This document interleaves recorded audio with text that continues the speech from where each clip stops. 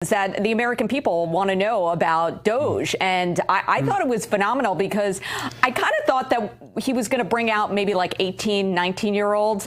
But the group that was out there answering questions about Doge, these guys were like titans of Silicon Valley. I mean, really professional, top of their game. These guys are patriots, and they sat there and went through all the problems that are going on and how they plan to fix it. I thought it was a real eye-opener.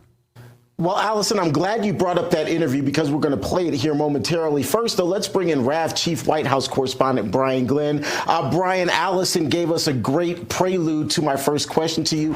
Elon Musk, part of the Doge process, is set to come to an end here in the next couple of weeks. And he says by then he expects to have cut about $1 trillion in wasteful spending. Listen to this. The sheer amount of waste and fraud in the government. It is astonishing. It's mind-blowing.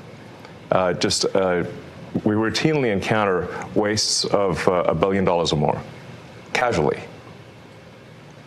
For example, like the simple survey that was literally 10-question survey that you could do with SurveyMonkey, cost you about $10,000. Was the government was being charged almost $1 billion for that. So, Brian, I'm curious what you're hearing there at the White House and even on Capitol Hill about Doge's duties. Even beyond that, it was like a 150-day assignment or 130-day assignment. Beyond that, what's the talk about how long Doge and its duties will continue?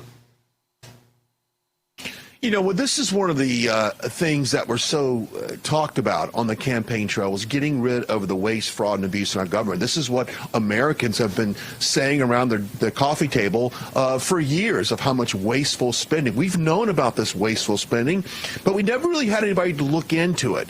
I do expect, even though it seems like this will come to an end relatively soon, I do expect perhaps this to continue because we are just finding in every different branch of our government, different departments, all of this wasteful spending. The fraud that we found alone in Medicaid, Medicare, going into the billions of dollars of just basically paying people that don't exist.